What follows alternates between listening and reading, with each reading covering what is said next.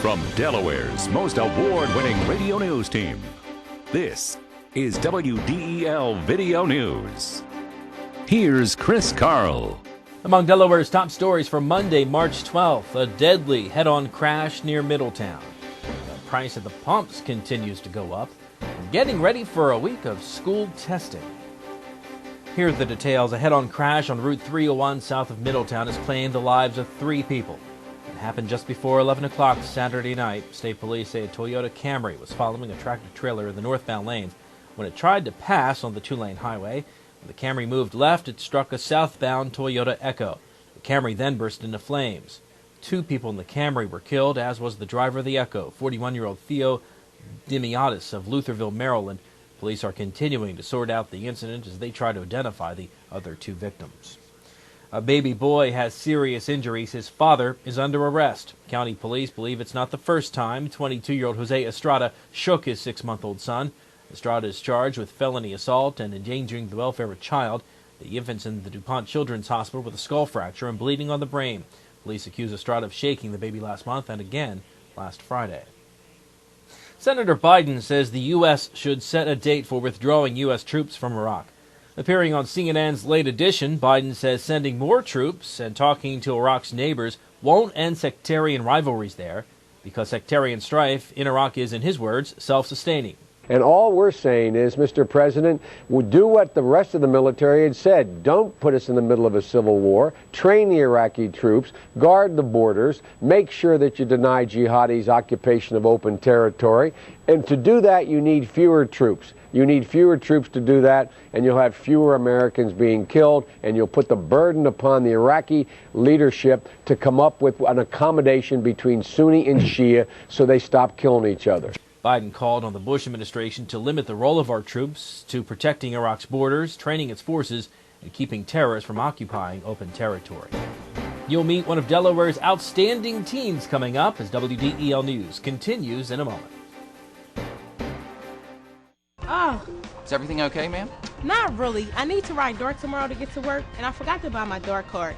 I guess I'll have to find a ride. Well, you certainly come to the right place. Didn't you know that Acme now sells DART cards and paratransit multi-trip cards? No, where? They're available at our customer service desk. Getting you there now starts at your 12 Delaware neighborhood Acme markets. DART and Acme have joined in partnership to be your one-stop shopping place for both groceries and DART cards. It's now easier and more convenient than ever to pick up your DART cards with Acme. Gas prices in Delaware have climbed 15 cents since March 1st. AAA Mid-Atlantic says a cut in oil production is partly to blame. Crude oil prices have risen to the highest level this year, and OPEC has cut production by 500,000 barrels a day. The latest AAA forecast says the price outlook for Easter appears worse than the 4th of July, which is unusual. Since the beginning of February, Delaware's gas prices have climbed 35 cents a gallon. Students at Wilmington's Bancroft School got ready for their upcoming state test with a pep rally celebrating their achievements. WDEL's Carl Konevsky gives us a look. It's covered in blue fur, has very large feet, and is 7 feet tall. What is it? It's Yojo, a brand new character unveiled to help liven up the party for the kids at Bancroft. Officials with the Metropolitan Wilmington Urban League also recognize students taking part in the Achievement Matters program, an academic achievement initiative targeting 6th grade low-income students of color.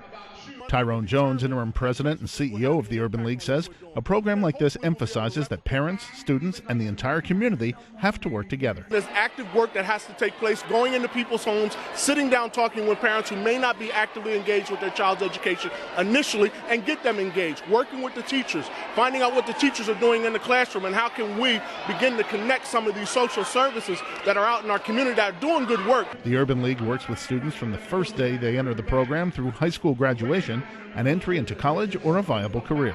Reporting from Wilmington, I'm Carl Konevsky, 1150 AM, WDEL. A 15-year-old Georgetown girl is Miss Delaware's Outstanding Teen 2007. Chelsea Betts, who's a sophomore at Sussex Central High School, won a $1,000 scholarship savings bond yesterday. She will compete for the national title this August in Orlando. Betts competed yesterday against several other girls ages 13 to 17 in categories including interview, talent, and evening gown. Well, local college basketball teams look to the postseason. WDEL Sports and your Delaware AccuWeather forecast coming up. Looking to gain an edge in the technology or design field? Wilmington College's Division of Information Technology and Advanced Communications offers state-of-the-art facilities equipped with the latest tools. Did you know that Wilmington College has been preparing students for careers in media arts and technology over the past 7 years? Enjoy hands-on experience and personal attention from instructors drawn straight from the industry. To learn more, visit wilmcoll.edu. Wilmington College. Achieve balance, achieve success. I'm Peter MacArthur. I'm Melanie Armstrong, and here are Delaware's top stories at the top of the hour. The most complete coverage of the news that matters in Delaware every weekday morning, 5:30 to 9 on 1150 AM WDEL. In WDEL sports, this last-second shot is the reason why Delaware State will be going to the NIT this year instead of the NCAA tournament. Del State lost to Florida A&M in the MEAC finals. The Hornets will travel to West Virginia to play the Mountaineers in the first round of the NIT tomorrow night. It's Del State's fourth postseason game in school history. Meantime, Del State women's team pulled an upset and won the MEAC women's tournament over the weekend. The Lady Hornets will wait for tonight's announcement of the NCAA women's tournament pairings.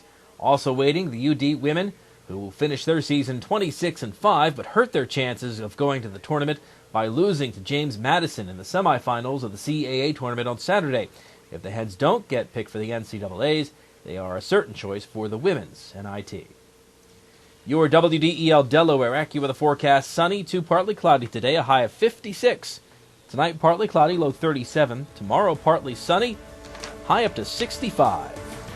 Good news updates throughout the day. Delaware's top stories at the top of the hour on 1150 AM WDEL or anytime right here at WDEL.com, including news video from Delaware and around the world from WDEL and the Associated Press. I'm Chris Carl. Thanks for watching.